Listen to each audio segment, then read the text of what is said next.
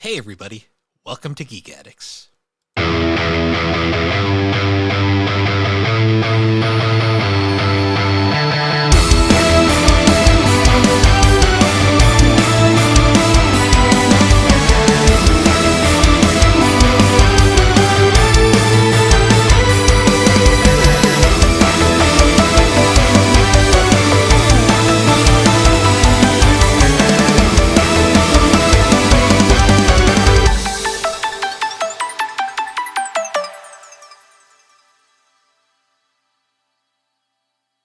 Hello and welcome to Geek Addicts, the pop culture podcast where we have bad acting but pretty decent writing. My name is Matt. With me, Android 17, Bill Barber. How's it going, Bill? Damn, I'm an absolute bastard then in this one. Yeah, right. I'm I'm living. Allergy season just struck, and I'm not doing great today. So, Yeah, yeah, I feel that.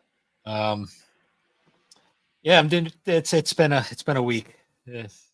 Yeah, That's I'm that's- actually having a beer tonight, which is it's a rarity for me. So, actually, I walked in and my wife like looked at me like I had 8 heads because I never bring home beer ever. I'm drinking. So I didn't have a. It's not a beer, but I am getting white girl wasted. Oh, there you go. Hell yeah. Yeah, I'm going real fucking hillbilly right now, and I'm drinking PBR. So So I whenever I go to the liquor store, like my new hobby, because let's face it, like when you go to a liquor store at a week on the weekly, you have to keep it interesting. I just like to grab the most random thing I can find and yeah. live by my choices. So if it ends up being shit, I have to deal with that. Well, Um, I was doing that for a while, and what really killed it for me was when I got the fucking spiked Dunkin' Donuts drinks. Have you tried those? I tried the first run. I haven't tried any of the later ones because the It's first like run. liquid snot. It's like you've been fucking doing lines of pollen all day, and it's the snot you get from that. That's what it tastes like. It was fucking aw. And I tried to drink it all. I tried to fucking get my money's worth out of it, and I couldn't do it. I just couldn't do it. It was so bad. I've had some absolutely horrendous stuff in my day, so I just kind of powered. You know what? It was during my night shift era when I tried those, so I was probably so tired I just didn't care. That's fair. That's fair. Yeah, so no, I don't know. Like I feel like I'm starting to get to an age where like beer might end up becoming more of a regular thing because like whenever I try to drink anything else, I always end up with a fucking raging headache afterwards. Like whether I get drunk or not, it just always happens. And the only thing it hasn't happened with as of late is beer. So that might just have to be a thing. For me, it's either it depends on the beer. Like anything hoppy doesn't end well. Um, the generic beers are pretty good. Um, I'm at that point in life where I'm buying Bush, which great. Um, I'm just picturing you walking around the liquor store with like a sign asking like, "Ask me about my bush." no, it's because being a NASCAR fan does weird things to you, and you end up buying things to support your driver. So now I'm drinking Bush, even though Coors is better. But Fair. yeah, no, I usually either will do like Guinness is a good option. Guinness never gives me a headache, and it's lower calorie than Coors somehow. Um, I think what I might do is just whenever I want to have a few drinks, I might just get a different brand every time, just to kind of just because I've never been a beer guy. I've never made that a secret. I've never really cared much for beer, but every now and then, I get a hankering, and I think I just might just every now and then I'll just grab like a fucking 12 or an 18 of just something random, just something different that I don't generally drink or haven't drunk before, and just kind of test the waters with different things. hmm. S- Yeah, That way I'll actually be able to find out like what my actual beer is, because I still don't know. I mean, I guess you can make an argument for Second Wind, but that's more of like a specialty thing. And it's a local hmm. brewery, so like, I'm paying like $20 for a 4 pack of Tall Boys, and like as much as like I enjoy that as like a special occasion thing, is first of all, they don't always have the kind I like, because I like the more like specialty stuff, like the sours and shit like that. Um, They're just too expensive. That's the Yeah, thing. and that's the other thing is it's too expensive. They don't last. And like if Cindy wants to have some, that's like, all right, we'll have to buy 2 4 packs then because if she drinks half of mine, then it's like, okay, great, I had 2 beers. There's a good $20 spent there. You know what I mean? Like, so Yeah, that's why uh, I like to get the generics. Like the generics aren't bad. Um, hmm, I've been really into the seltzers lately because they're low calorie and they don't give me a fucking headache in the morning. So, yeah, that's fair. and they're mostly cheap. Like a pack of claws isn't gonna break the bank. Oh, you know what else is fucking cool? So my so just like a little brief backstory. I don't know if you know much about it, but so there was a whole situation like a year or two ago where my in-laws moved up to Maine. But my father-in-law was having a lot of trouble getting work up there because of just the area they were in. Hmm. And so ultimately what he ended up having to do is he actually his old work from back here, um they called him up and were like, "We really need you for this." That's actually how he ended up working in your neck of the woods because they called him up and they really needed his help getting that place back together. Hmm. Um, and it was supposed. Long story short, there's supposed to be like a whole situation where like they help him get a place closer to work, or they end up transferring him back to the area that I'm in right now. And he's been kind of using our house as like a halfway point. Uh, but he got a place here, and it's right across. You know my friend Matt, right? Yeah. It's right across the street from his house. Oh, interesting. So, and right in his like pretty much backyard is the Second Wind Brewery, like the local place. So, like literally, whenever Cindy goes and she wants to like do a visit with her parents, I can just say fuck this and go across the street to my friend's house and go get a beer, which is Nice. pretty sweet setup. Yeah. It's Not that I have any problem with my in-laws. I love my in-laws, but sometimes they get it on the either like they get big in like the First Amendment shit, and it's just like I get it. It's important to know that shit, but like I don't want to sit here and listen to like fucking like I don't want to hear you read laws like they're scriptures. Like I'm out. I'm checked out. yeah. It's amazing how the older you get, the more like just unpolitical you get as a person because you're just so fucking tired of it now. Well, I guess it depends on who you are. True. Some I mean, people, the older they get, becomes their personality, and well, that's that's a problem. uh, but I just I'll hit a point where it's my limit. At the old place, like I didn't have anywhere to go, but like now it's like, oh great, one of my best friends is right across the street, and just go over and fucking have a beer and watch some Black Dynamite or something. yeah. Oh man, it's just so funny, like how you end up like you think your life's gonna go one place when you're younger, and then I grow up and now I'm living across the street from my sister. Yeah, right. No That's shit. just how life works. But hey, it's nice having family nearby. Yeah, for sure. I mean, I knew I you was want to gonna move out of leave. state and be alone, so it's good having that anchor. I knew I was gonna leave Massachusetts barely. I mean, I'm on the border basically, but I thought I was gonna go farther. Connecticut is interesting though. It's like the black sheep of New England. I've discovered. Yeah, well, that's debatable, but I I saw a Reddit post. It was a picture of New England, and it was like, all right, guys, who do we vote out? And all the comments for Connecticut. And I'm just like, damn. but no, I mean, I'm obviously, you do what's best for you, whatever. But like, I'm glad that you're still like, look, relative. Like, if you'd gone any further, like, I doubt like visiting you would be in the cards as much as it is now. But like, you're relatively close enough where like we could make a weekend out of it and go see you and stuff. So Yeah, I like having you close enough. yeah. No, in hindsight, I'm glad I didn't go too far, just because I don't know where the world's gonna be in the next few years for obvious Mhm. reasons. But Connecticut's okay.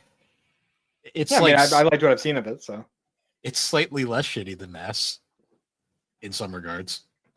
I don't know. Cindy was really excited about that Grinch on the side of the road. Yeah. Oh man. Well, it's funny because I'm in like the farming area of the I'm in like a farming area very similar to where I grew up, so I'm actually like it's really nice. But then like you go like 20 minutes like to the north, and it's like city like Yeah, Springfield. it's like being in So Plymouth. yeah, pretty much. Oh, but yeah, that was the alcoholic portion of our podcast. Yep. Moving on. So as a result of being bullied last week, I played Mega Man 1. I saw that. That is still going to be one of my favorite Jerry reactions ever, It's Yeah. like, oh, which one did you play? Oh, the Game Gear Gear game. one. Just the look on his face. Like, He is so he was like the most disappointed dad on the face of the earth. well, it's like out of all the games, it was like one of the most obscure Mega Man games ever. I don't know. I didn't think it was that bad. I don't know. It's not that bad, but like it's definitely not the best either. I'm sure it's not the go-to one, but I mean, I thought it was pretty good. You know, I didn't have a problem with it. It's better than Mega Man on DOS. That's all I'll say. But I will say, like I said, I played Mega Man 1 this week, and I went through the whole thing. And well, first of all, there's no fucking way I would have been able to get through that game without save states, because that last level was a bitch.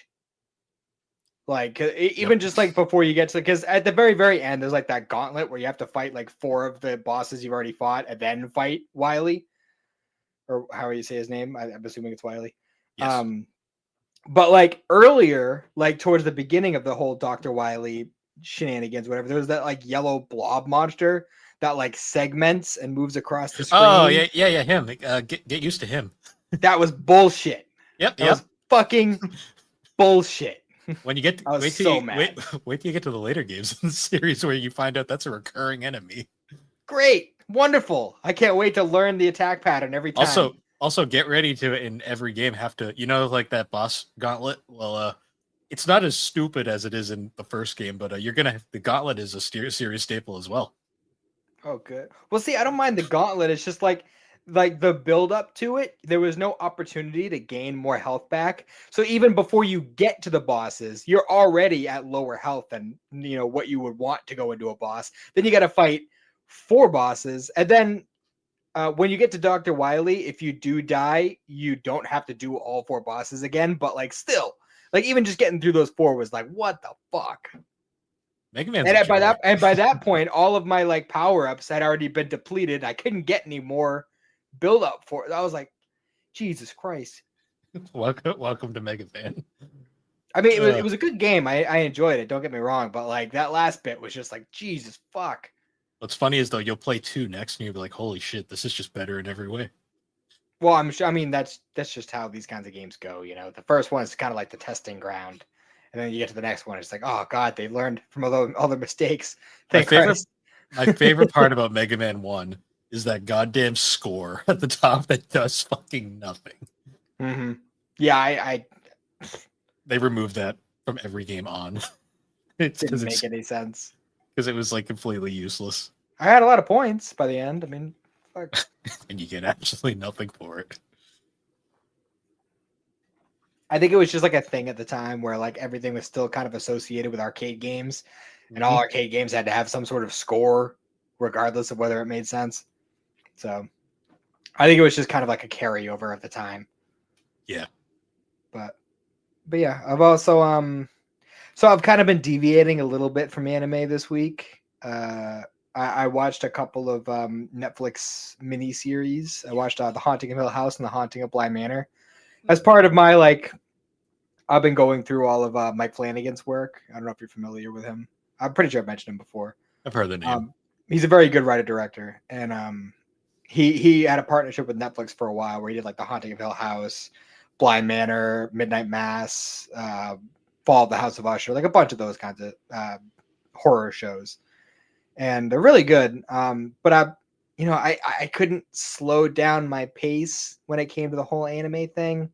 So, I'd watch a couple episodes of whatever show I was watching, and then I'd watch one of the Netflix original anime movies. Just kind of, I got to keep adding those check marks. I got to keep my, keep my my lead.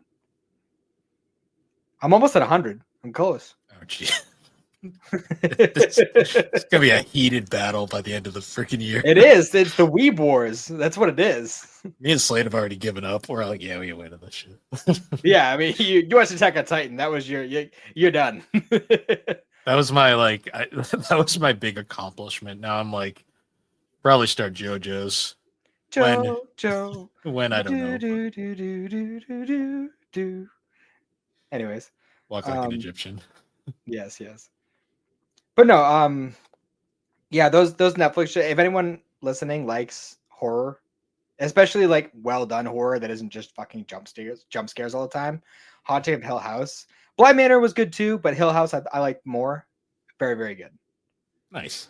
lots of mind fucks, and I always love that. I finished my my series, my watch through of the Fast and Furious movies, so those are now Nice.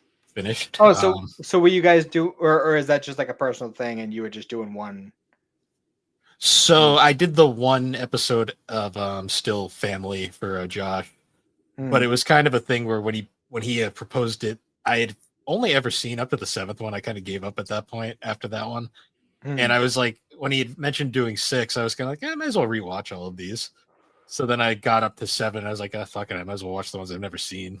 I just Didn't that figured, happen recently? Didn't that? Oh, that happened when we did the Spider-Man movie. You just like it was like, all right, well, I watched the first one, so I'm watching the second and third now too. yeah, I mean, just it happens sometimes.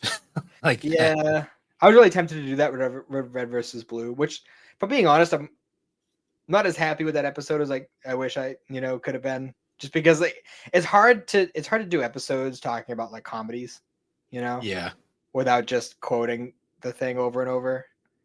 I'm You know sure what in I the mean? later when we revisit that, we'll plan it out more. This was kind of Well, a well, that's the thing is as the series goes on, it's gonna start developing like a lot more plot, and like that will leave the option to talk about like actual like events that matter in the show and not just talking about But yeah. I just feel like I could have done better with that one. So whatever, Yeah. we'll I improve as will, we go. I will say with Fast and Furious though, like with the later ones, like the shit just gets more and more ridiculous as they sent cars to space. Like they It's, sent that's cars just to fucking that's just ma- fucking stupid. That's amazing. It's like okay. It's like sure, why not?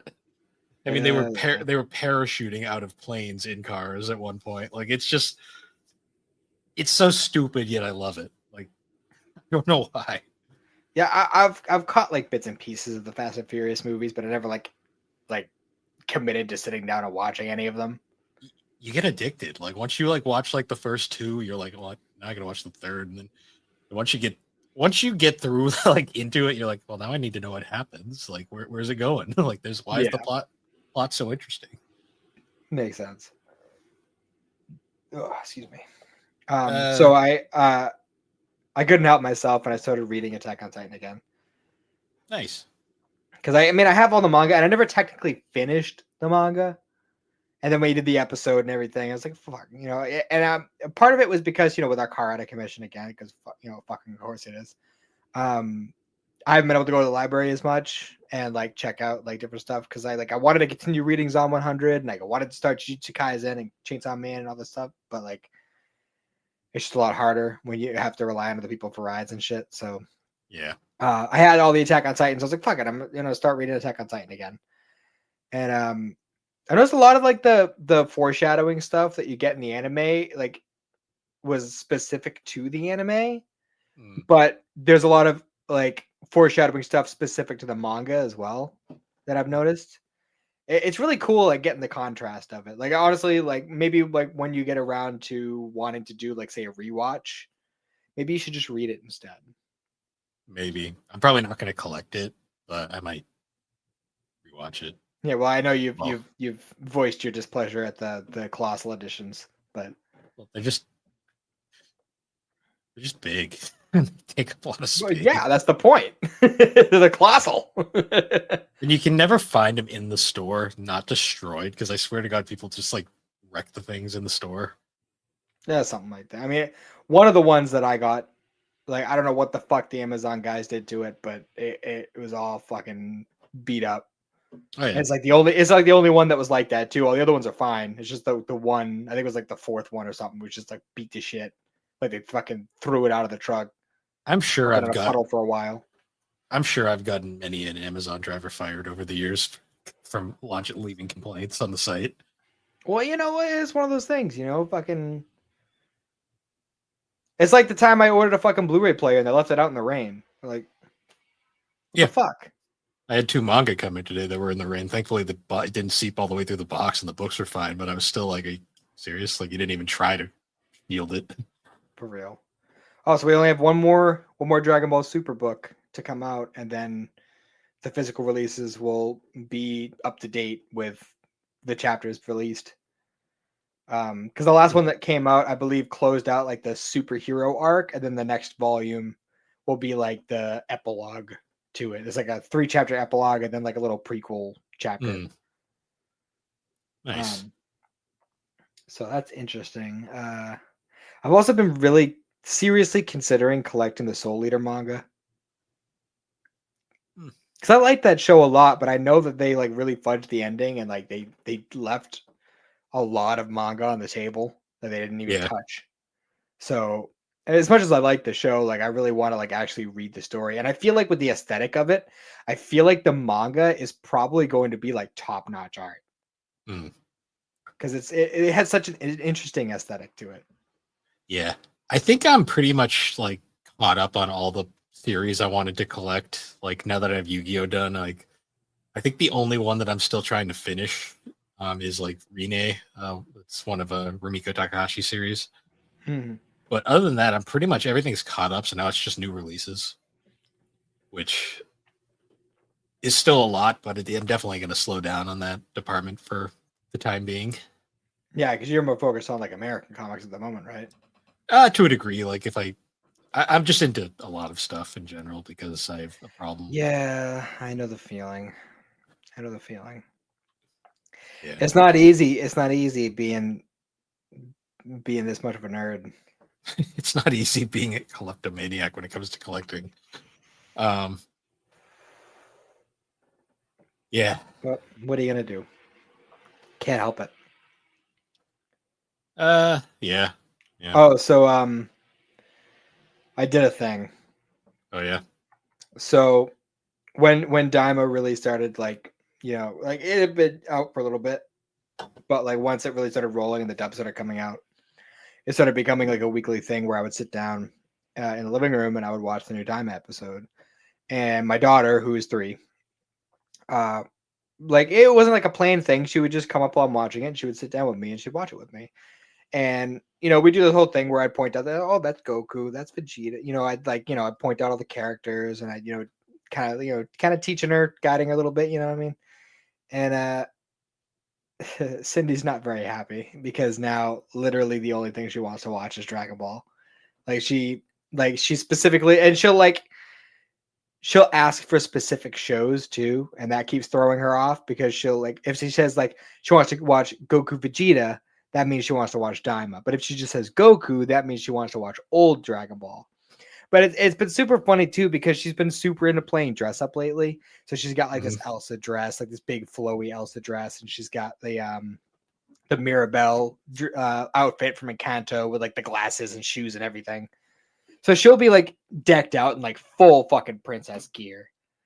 And she'll be like talking about Goku, and she'll be singing the Daima theme song, and like she goes like fucking full tilt with it, man. And like the other day, I caught her doing a Kamehameha, and I gotta tell you, man, I couldn't be prouder. Couldn't be prouder. Starting young. That's what you gotta do, man. It's what you gotta do.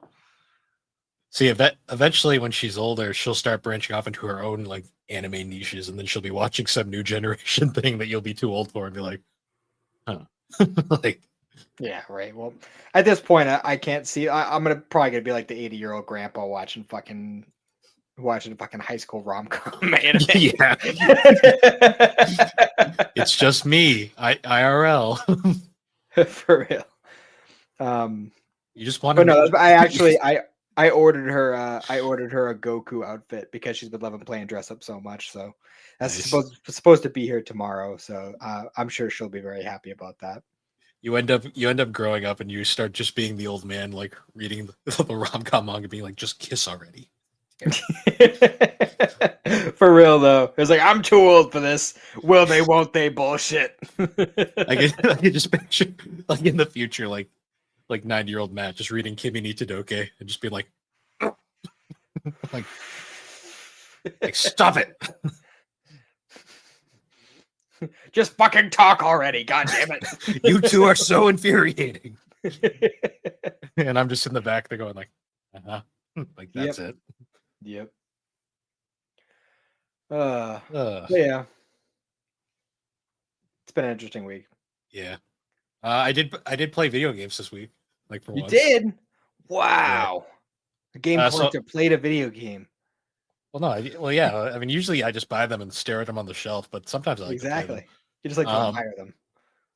so I had some, I was on my Switch and I was like just kind of looking through the store and I realized I had like $50 of like gift card money that I forgot about. And I How was do you like, just oh, forget that? because I probably bought something and then like didn't really want anything else, so I let it sit and then I just forgot. Fair.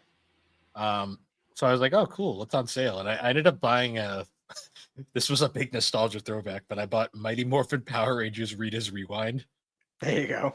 It's like a 2D beat 'em up, but it's like it's like a modern one, like made by a Digital Eclipse. It's a really good beat 'em up. I was like, damn, this is good. Solid. I bought a game this past week because I had seen like an article that Square Enix was doing a bunch of sales on their games. So I bought Chrono Cross.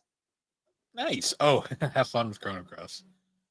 Well, fucking Aaron won't stop going on about how great it is and how it's borderline better than Chrono Trigger. So I was like, you know what? I'll give him the benefit of the doubt, and I'll download it, and eventually I'll play it, and we'll see. But I mean, I'll debate it's being better than Chrono Trigger, but it is a great game. It is like the thing about Chrono Cross that I love is the fact that like that game has so many goddamn optional party members. mhm. It's like 30 or something optional party members you can find in that game.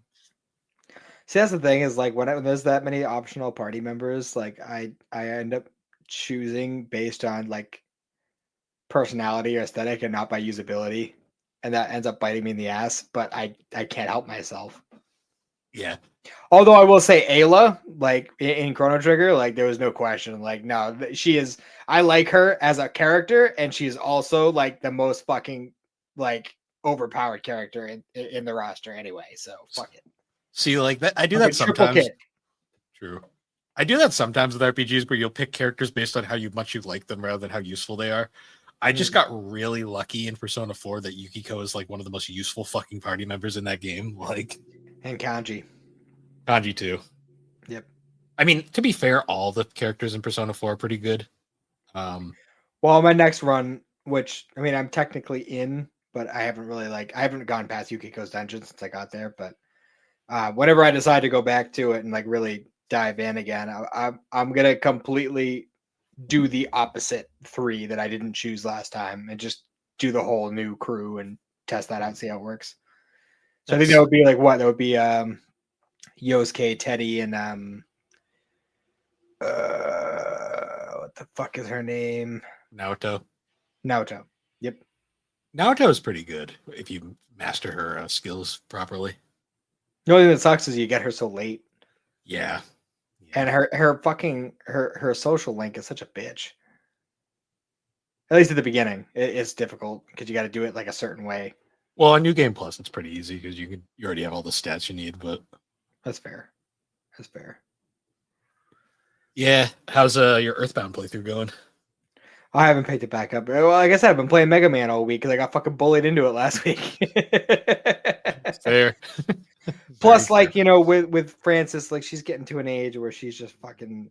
I can't like play a game that I have to like sit and like really like dedicate time to right now. So it's like if I play it, I'm probably gonna jump back into it tomorrow when she goes with my mom. So we'll see what happens with that.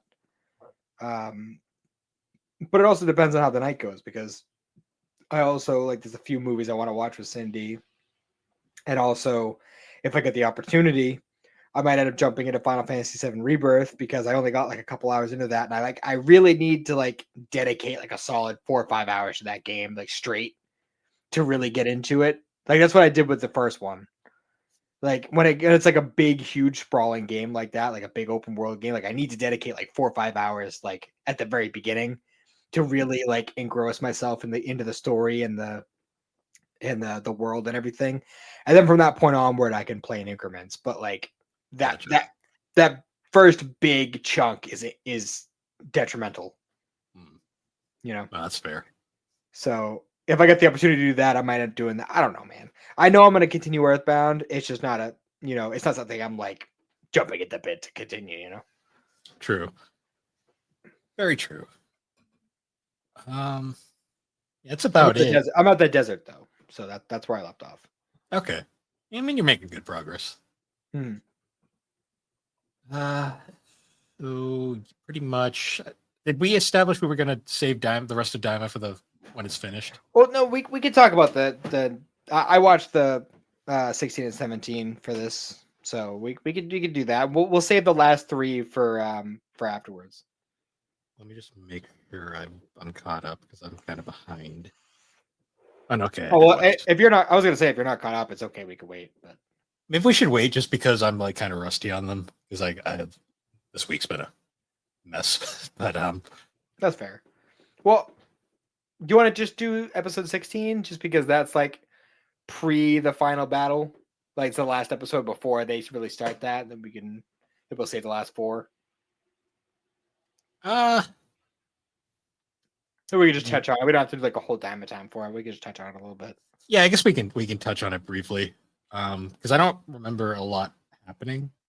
It wasn't it wasn't a ton. It was mostly just like Goku and crew, like, you know, they at the end of the last one we had all the third Demon World like guys show up and help out and everything, and then they had their little run in with the gendarmerie force, which is super extra the whole time. Yeah. Like they're just We being also- fucking insane. We also had the big bad of the series. We had him getting the eye and shoving it into his head. Well, I love how that whole bit happens because he literally like he's freaking out because Degasu betrayed him or whatever because he was holding Dende hostage.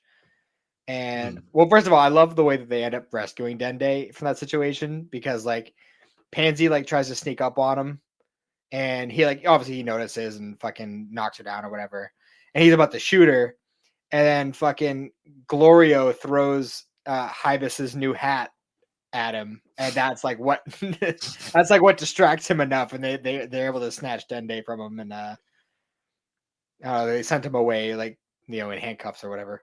Yeah, like I said, Degasu wasn't. He's not a character that's going to be very memorable. No. You know, he's not going to be doing anything super impressive. Yep.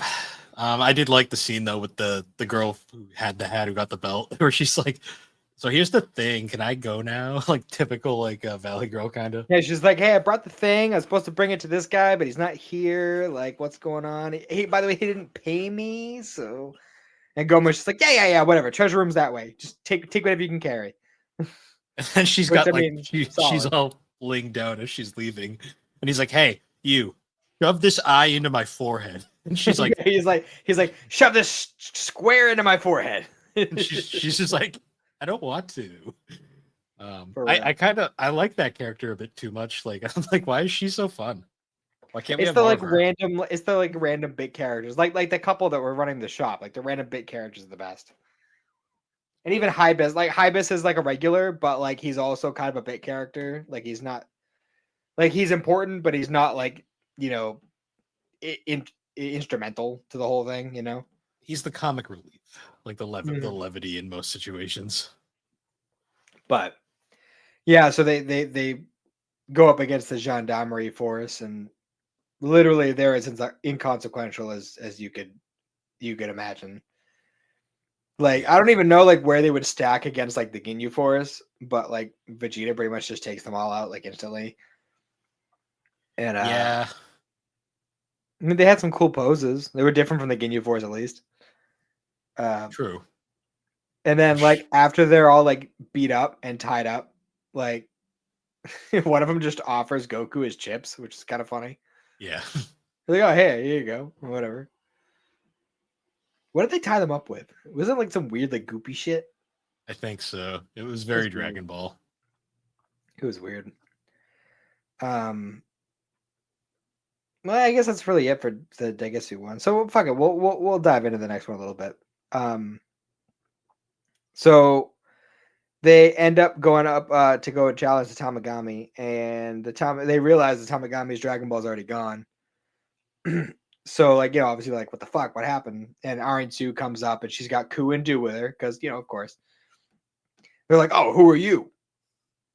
And like, Arinsu's about to answer, and Ku's just like, I'm Majin Ku, and blah, blah, blah. And she's just like, why are you talking? She's like, yeah, just shut up over there. And she's like, well, I thought it was important.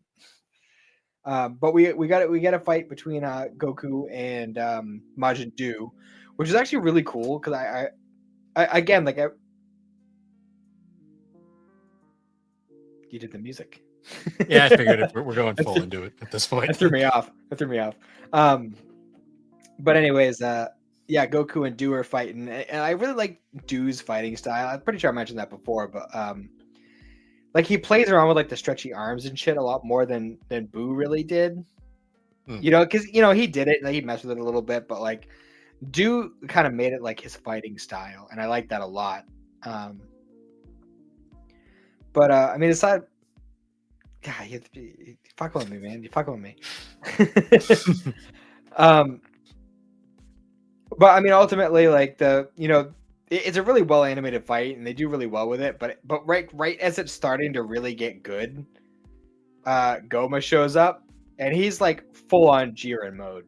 Yeah, like, legit, he's like, wearing the goddamn Pride Trooper suit too. Yeah, that's why like before when I mentioned that he was dressed just like Jiren, like now you get it, because now that he's like big muscle man, like he literally just looks like Jiren with a clown head. Yeah.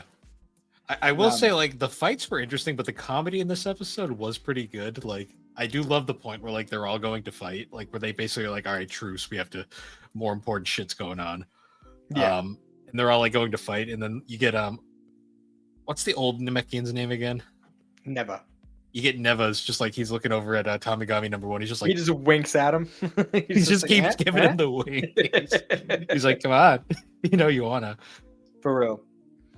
That was funny. I did like when Bulma's like interrogating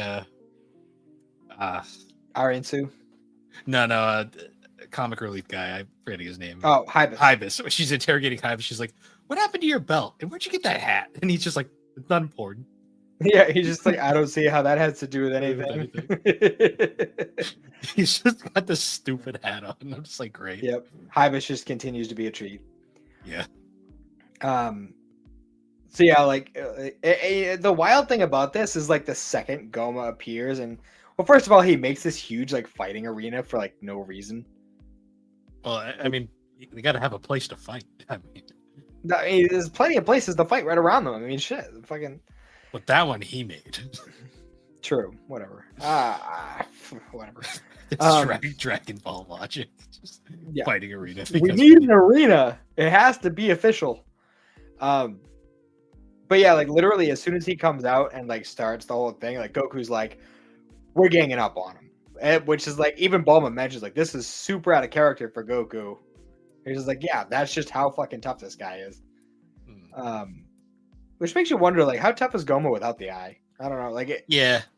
Well, part of me, I keep forgetting this isn't Super Universe where Goku just pulls powers out of his ass. Although I'm pretty sure next episode something's gonna happen that's gonna, from what I'm gathering. But I'm just gonna throw this out there. The next episode's title is Awakening. Yeah, I may or may not have seen a screenshot. God damn it! You went this far and now you get the fucking spoiler? Yeah, because Reddit is Reddit. You son of a bitch. I was waiting for that reaction from you, you son of a bitch. Well, we'll see if it's what it is. I'm not going to say. Oh, I'm sure it is. I'm sure it is, sir. But yeah, the fighting's good. I'm looking forward to watching the next few episodes because I'm sure it's going to be all good old Dragon Ball combat fun. I did like that with the big group fight. Like we actually had that scene of like everybody doing their special moves on him all at once. Like, like literally they're all like in a circle around him, and they all, the special beam, Ganon, Kamehameha, Galagan, like everyone's shooting off their special moves. It's pretty cool. It's really funny. Like, it's funny because they're their younger selves, but they're fighting like they have in Z Onward. Because friend of the show, Jared, he's been watching OG Dragon Ball lately. I've been. Well, he's on Z now, but he's on Z, but he was watching OG a while back. I was kind of got the itch to watch some OG Dragon Ball recently, and I've been watching a few episodes here and there, and you always forget how the fights were so much more simple back in the day. Oh yeah, well actually, like I said, my daughter's been watching OG Dragon Ball. Like certain bits. I put on certain bits, but we were watching the second tournament, and Goku vs Krillin came on, and like it still blows my mind like how good the choreography of that fight is. I It's still like one of the think best fights, I think, honestly. I still think the best fight in the series is Goku Piccolo at the end. Oh, for sure.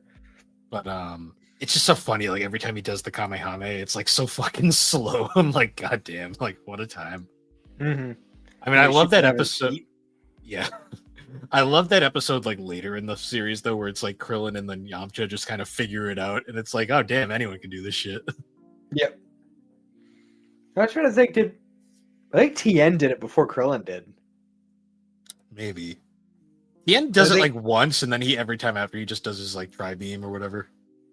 Yeah, he's a tri-beam. He did the Dodon raid for a while. So that's the thing. That's why I always get so upset about fucking how dirty Tien got done, because like the bro is he's stacked. He's got so many fucking special moves, and like they just all stole his solar flare, and then he just kind of like slunk away. Like he's got, he can do the fucking, he can just grow 2 extra arms. He's the one who invented the whole making copies of yourself thing. He did the fucking. He got the Dodon raid, the tri-beam, fucking. He can copy the Kamehameha like nothing. Like, let's be real. Like, Tien is the one who deserves to be the strongest human. Like, I don't care what Toriyama said. Like, Krillin just stopped training for 7 years. He stopped training for as long as Gohan did. He does not have any right to be the strongest human. Just saying. I love Krillin. Don't get me wrong. But Tien was the one human who stuck it out and continued training the whole fucking time. And he was stronger than Krillin when he was introduced. So there's no reason why Krillin should have passed him. Yeah. It sucks too, because he only got like that one filler episode in Super, which I love that episode because there's just something funny about Tien having his own Chi-Chi. But I mean, he does some fun stuff during the tournament, so I'll give him, at least he had that. He did more than Krillin did. He lasted longer than Krillin, we can say that much. Krillin was he still kind of went out like a bitch. Yeah, I mean, Krillin was definitely the comic relief fail in the tournament, which I was like, okay, that was worth it. Typical. And of course, it was the Frieza doppelganger from Universe 6 that knocked him out. It's like, of course, it had to be a Frieza. It had to be a Frieza. Yeah. Yeah. I mean, I still think Roshi had the most badass moment in this Tournament of Power, but for human anyways. Sure. In both versions of the tournament, actually. Yeah, I still prefer the anime version over the manga version, but oh yeah, without a doubt. Yeah, yeah, that was Daima though. I mean, we're about to hit the big stuffs going forward, so yeah, you son of a bitch. Well, wait and see. It might not be what I thought it was. It might not even have been official. I'm not gonna say it just in case, but I'm like 99% sure that what you saw was what it is, because it's kind of hard to not notice it. Yeah. But anyways, speaking of Dragon Ball, this is Toriyama month. And for this episode, we're covering the fan film Light of Hope. Yes. So and fan film indeed. Oh yeah, for sure. My little opening bit there is very accurate. You know, is it bad that I still think it's better than Evolution? In a lot of ways, and you know what it is? It's because so at least for the first episode, I don't know how much of the one after that carried over, but there is if anybody's heard of it, there's a Dragon Ball historian by the name of Derek Padula. I've read a couple of his books. He's published at least 10 books, 10 nonfiction books about Dragon Ball. And he's like super, super knowledgeable. And he was on, like, he was a big writer for this project. And I guess there was a whole story about how, there was a creative conflict and he ended up leaving the project. And part of that, I think, was like in the second part of it, the longer, like 2 and 3 that were kind of put together. They wanted it to be more like Terminator-y, and he didn't like that, and that was kind of like a big issue. Which, I mean, the things that I'm assuming were his problem with it, I totally agree. Like the whole like trying to make the heart virus a big thing was kind of weird, and then like Yeah, because I was watching this. I haven't watched History of Trunks because for those who don't know, this is essentially a live action recreation of History of Trunks. Um, I haven't watched that in a very long time, so I was like actually contemplating. I'm like, was the heart virus a big deal? I don't remember. no, it Uh, wasn't. Um, and then there was also that like bit where like the androids were talking about like making more androids, which automatically doesn't make sense because they're not androids, they're cyborgs. they also just don't give a shit like enough for that. Like, Yeah, like they don't like anyone except for each other, and even that's kind of strenuous at best. yeah, every time I rewatch anything with these versions of the androids, I'm always like, God damn! Like in another world, they could have really fucked up the Dragon Ball universe. Mm-hmm. And in other words, they did fuck up the Dragon Ball universe. Yeah, it's just so funny. Like it's like, damn, and these guys are like my favorite, two of my favorite characters. Not these versions, but the ones we all know and love. Yeah. So first impressions, right? It looked prettier than I thought it was going to. Yeah, it had a really small budget too. Like it was like a Kickstarter budget. Yeah, like I'm not gonna lie, like the cinematography, like the set designs, the outfits, like costuming, even the actors, like appearance wise, anyways, pretty decent for a fan film. Like everyone look. I mean, other than like when I saw Android 17, I went, "Holy shit! It was just me in high school." Um, um, yeah. but yeah, I was like, other than that though, I was like, because I really liked 18's design. I like that they didn't try to just make her like a carbon copy. They kind of like, Yeah, they kind of did their own thing with it. Like yeah, how like it was like kind of very similar to her like your iconic outfit, but like there were like some subtle differences, like there were some rips in the shoulders where like the shoulders were bare, but it was still like the same outfit, like little stuff like that where they would kind of change it up a little bit. the longer hair was a nice touch too. Like I like that Yeah. they don't look like identical like they kind of do in the anime. Mm-hmm. Like they looked similar enough, but like they had kind of their own personalities. Like that, I thought that was cool. The eyes were really unsettling too. Yeah, I mean the effects were decent for a fan film. They were better than Dragon Ball Evolution. Yeah.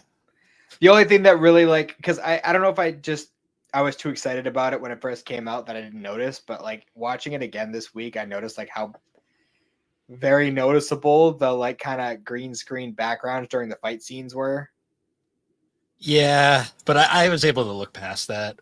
I Yeah, did I mean, notice you kind of have to with like a fan project like this. I mean, honestly, with you really think about like the amount of work that went into it, like especially with the little budget they had, like it's solid. It was solid.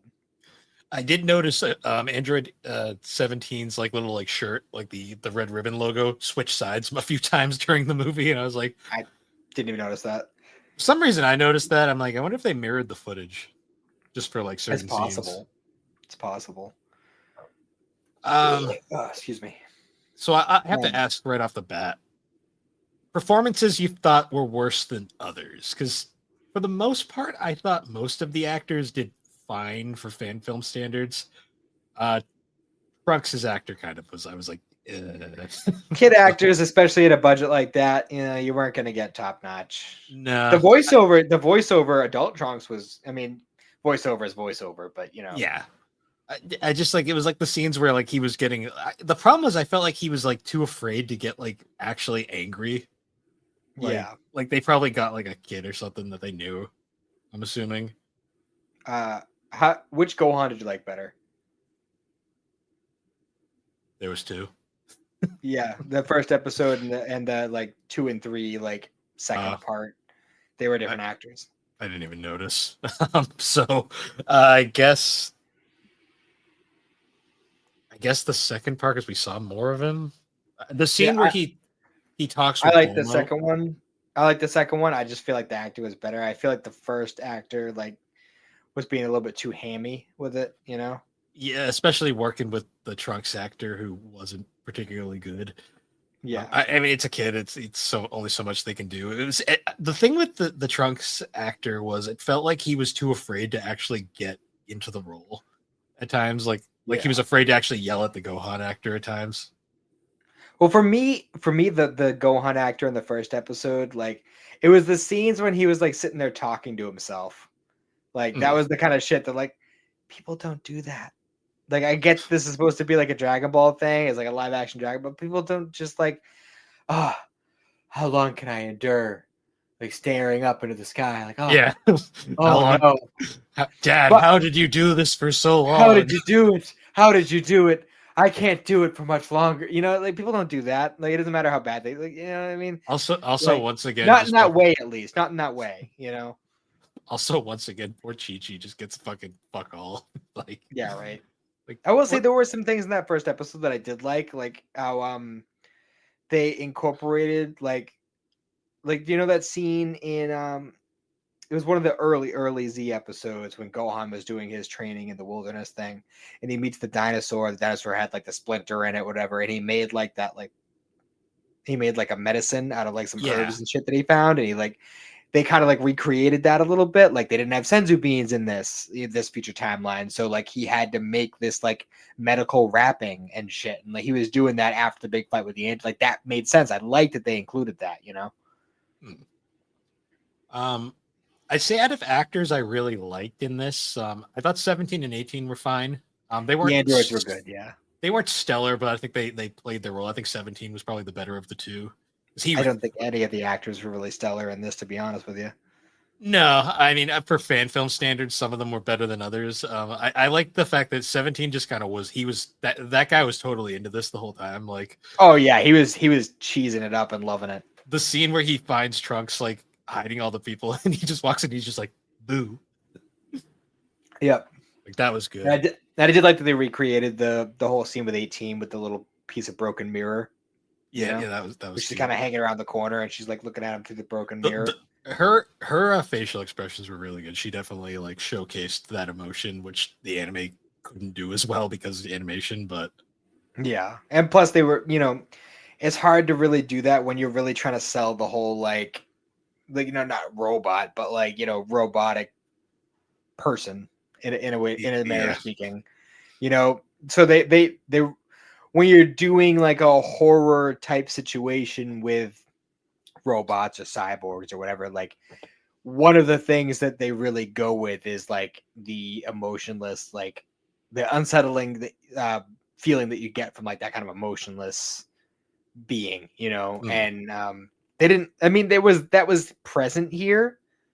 Uh, I think more for 18 than 17, but it wasn't like predominant. Like they still had yeah. their moments. 17's actor definitely kind of like hammed it up a bit at times, which is fine because I was all for it. But like my Yeah. favorite, one of my favorite scenes is the scene where like they kill all the people and like 18's like you Everybody's just missed. like shooting people. Yeah, and 18's like you missed one, and then just shoots it immediately. He's like, nice shot. Yep. Um, I say the only other actor or well, actually actress I should say that I liked was I liked Bulma's actress. Yeah, but it's a hell of a lot better than Dragon Ball Evolution's version. Yeah. I like the fact that I was like the whole time I'm watching, I'm like that woman looks a bit too young to be like a mother of Trunks, and then I was sitting there going like, no, that's perfectly in character for Bulma. Yeah, that's Bulma, all right. Yeah, I was like, nah, that's perfectly fine. Yeah, She did a good job though. I like the scene with her and Gohan, like having that heart to heart was really sweet. Like I like that scene. I thought they worked really well together. yeah, for sure. And that's like one of those things, like you know, not to bring like Dragon Ball Bridged into it too much, but like I definitely felt like there might have been a chemistry there a little bit, like just based on the way they were talking, and it's like obviously like you know this shit going down, you know, like this isn't like a happy time for them, but I definitely felt like you know in a shiny perfect world you know post androids you know that could have happened, it could have happened, That would have been so weird though. If it it would have been actually weird, did. it would have been weird, but it I'm sure it would have been fine. Oh man. Trunks would have been happy. I'm sure he would have. It's just uh God. The Dragon Ball universe is so weird. Yeah, To be fair, though, who hasn't Bulma been into in the series? Yeah, right. I mean, she was into Trunks before she knew it was their son. So I mean, Yeah. um, one thing that I think is a huge standout for this is the choreography, the fighting choreography. Mm. They really go very hard with that. Like even like right out the gate, the first episode, like that's like the biggest plus I could give this whole project is the fight scenes are just fucking stellar. Yeah, the speed effects were really good. Yeah, I thought that was a Mhm. good one of the better effects throughout this thing. Yeah, and even just like I don't know, like just the way that they kind of like set it all up. Like you had your, Gohan and 17 were going at it for a while, and then you had Trunks like attacking 18, and like obviously like you knew he was on like he was going downhill real fast, but he was doing well, and it really reminded me a lot of the original special in a lot of Mm. ways. Yeah. But yeah, so yeah, they had the big focus on the heart virus, which I don't really get why that needed to be a thing. I mean, shit was already bad enough. But let's be real, like you were because I think they mentioned in there that there's only like maybe 10,000 people left on the planet. Like we really didn't need to add an extra level of danger. Like it's already bad. We don't need that. This always led me to that wondering of like, why didn't Trunks just stay? Like, what did he really go? What was he going back to at that point? What in the past? Just in the series proper, like I always wonder, like, why didn't Trunks just end up staying? Like at this point, he already saved the future. Like, what was he going back to? Well, he had to go back to the future to kill the androids as well. I Yeah. mean, so they were still alive. Like killing Oh them in the yeah, past didn't his change the mom was. future. Yeah, I forgot his mom was still alive. I'm thinking more. Why didn't they just stay with in Super when they literally had nothing Oh, to and go back Super, to? yeah, absolutely, Yeah. absolutely. Um, I don't know. I don't know why they didn't do that. It's fucking, It's like I just always wonder that. I'm especially like, as they fucking dangle that carrot in front of us too. Especially in the manga, they like really fucking dangle that carrot, and they're like, nope, you don't get that. well, especially too You because know, it's implied that they literally sent them to another world that already had them in it, so they were literally just kind of living isolated. so you're always, so no matter what you choose to do, you're living in a world where there's a duplicates of you. You might as well stay in the world where They're okay with it. I you mean, have a place, first of all. Like you're not just showing up randomly in another world being like, hey, by the way, I'm you from a different timeline. But yeah, like everybody knows you and is familiar with it. You have a place here, and there's enough of an age difference between the two versions of you that like it's it not won't. as weird, you know? Yeah, yeah, and it's not like they have to worry about like contaminating the timeline. They already have each other, so it's like fine. They can just kind of exist. Exactly. So I don't know. It's just a whole stupid thing. The Um, one point in Super where I was just kind of like, yeah, I guess they don't want any loose ends, but whatever. Or maybe Eric Vale's too expensive. I don't know. yeah. Um, so yeah, we get like the big fight um at the end between Gohan and the androids. There was And I so wasn't much. expecting them to go so hard. I know there was like so much. There was a little bit of hope there for a minute, and then it's like, no, he's gonna die. Well, for me, it was never a question of whether or not he was going to die. It was the fact that like we go through the whole first episode and like we're going through like the second and third, which and that's so weird to me that they combine the second and third into one video. So it's like pretty much just an episode two. That's weird. They should just put them all together and just made it a movie at that point. They should have, but at the same time, like when you're watching the second episode, it's like it almost feels like the first one was like a testing ground, and then the second one was like the real one. Yeah. But it's still a continuation. I don't know. It's a weird situation. Fan projects, what are you gonna do? Excuse me. Um, It, but it's like, really it's really sad that like Gohan was doing well, and then they're like, "Fuck it, just team up, like just fucking yeah. team." But like, I'm going through the whole thing, and like, we're like halfway through that second like 30-minute video, and I'm like, he still has his arm. Yeah, That's a they little they weird. just they just didn't bother. I guess that would have been an effect a bit too much to I guess they could have green screen. I don't know. Well, they did though, because during that final fight, right before he was killed, they cut his arm off, and they show him getting his arm cut off, which was fucking brutal. Like, I guess they only yikes. had the budget for that one scene. I don't know. I mean, because I know like green screening does cost money. So. It does, yeah. Excuse me. Yeah, that was the way he dies is just brutal. Did he die like that in the anime? I don't remember. No, it wasn't the same. In the anime version, they both just kind of like knocked him down, and then they like floated up in the sky and just like fucking spread shotted him. Oh, Just so like literally just blast after blast until he was dead. Where in this version, it's a beam struggle, and then 18 goes behind him and she's blasting him from the back, and he only has one arm, so he can't counter it because he's already doing a beam struggle, and that ends up fucking him over. Which I thought was actually a pretty good touch. Like, I don't have my arm, so I can't do anything about this. Maybe you should have learned how to shoot Kamehameha out of your feet like your dad did. Just saying. Maybe you should have jumped. Maybe he should have just jumped in the air and let them shoot each other. It would have been smart. I was sitting there like the whole time, like, just jump. It's jump, you idiot. Jump. I said jump. I said jump. Yeah. But yeah, and then we get the big scene at the end where Trunks is grieving over the corpse of Gohan, and it ends with him transforming and going Super Saiyan. But it's like the worst acting in the entire special, and I'm just like, oh man. I'm just saying, I still prefer this kid over that fucking kid in that Rurouni Kenshin movie, the last one we watched. Oh yeah. Yeah, that fucking drove me nuts. I'll take this Trunks over that kid any day. Yeah. And that's even less of an excuse because like they could have just dubbed a better actor.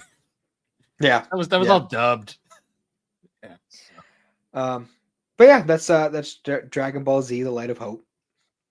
It goes by really fast. It does. I mean, it's pretty much the same length as the original special, so yeah. I will say, so the guys who made that were planning on making this like a regular thing. Like they were gonna go on and do like I think they had like another one already set that they were gonna do. I don't remember which one it was, but surprise, surprise! The YouTube channel. This is the last episode, last thing that they posted. Period. So obviously that didn't work out, and they haven't done anything since. Either that or they've done it under a different name. But unfortunately it's probably a case where it's just really hard to make money off of this. Yeah, well, I don't think it was. I don't think it was intended to make money. This was definitely a passion project for sure. Yeah, it was somewhere between passion project and kind of trying to get yourself out there because obviously being a Kickstarter project and everything, like they they weren't well known writers, directors. No, so I think part of it was them trying to like kind of polish their resumes a little bit, maybe. But they did a good job. They got the right people on for it as far as writing went, despite kind of pushing Derek Padula out at the end, which I still think was a mistake because he knows his shit. Yeah, they kept everything fairly faithful too. Like there was nothing that I saw where I was like, "That's a stretch." Yeah, there was nothing that like seriously pissed me off. There's nothing like Dragon Ball Evolution levels of like, what the fuck are we doing here? Yeah, like. Understandable to the point of like, yeah, I don't agree with it, but I get why they did it, kind of thing. Yeah. Yeah, I will say when I started that first episode and I saw the Machinima logo pop up, I was like, oh, like this brings me back. Yeah, right. Yeah, it was. Yeah, definitely... I know. We technically lied because we said the next live action thing we were going to do was the third Rurouni Kenshin movie. Then, oops. Does this count though? Like, I mean, it's a live action. Just because it's a fan film doesn't mean it's not, a live action anime movie. I guess it was certainly something. But I mean, I'd still say, I mean, bad acting and stuff aside, not a bad adaptation. Not I at all. didn't. I didn't hate it while I was watching it.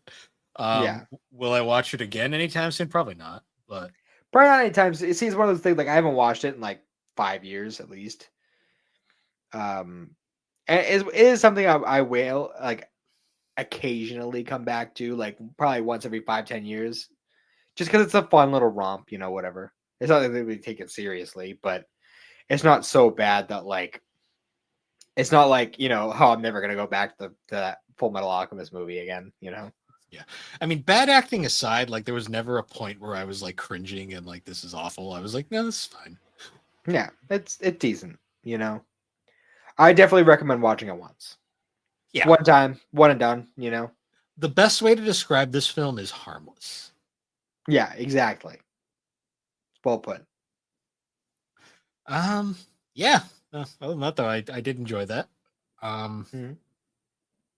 I think I rate on a letterbox. I rated it 4 out of 5 stars. So It's not bad. Not a bad rating. I didn't even know you could rate this. well, Letterbox is a movie rating app, and it happened to be there. So I was like, oh yeah, sure, why not? Fair enough. Yeah. So next week we'll be covering the not Dragon. No, I don't know. you're correct. Well, Dragon's right, not the second word I was going to say. The Dragon Quest film based off of Dragon Quest V on Netflix. So Yes, Dragon Quest: Your Story. yes, we'll be covering that. I believe we'll have a guest. We gotta hopefully. We still got to work that out. We might have to change the day that we normally do it. Might have to do it a little bit earlier in the week if that's okay with you. We'll work out the details off mic. Okay. Alrighty. Well, yeah. So we'll plan for that, and yeah. Other than that, once again, guys, thank you for joining us on Geek Addicts. You can find Geek Addicts on all the major podcasting platforms, particularly Apple Podcast and Spotify. And be sure to check us out over on superpodnetwork.com. That's an awesome site where you can find a whole bunch of different shows, videos, blogs. Just a great site around. All the creators there are super, super awesome people. And yeah, I guess other than that, guys, once again, thank you for joining us, and we'll see you all later. Have a good one.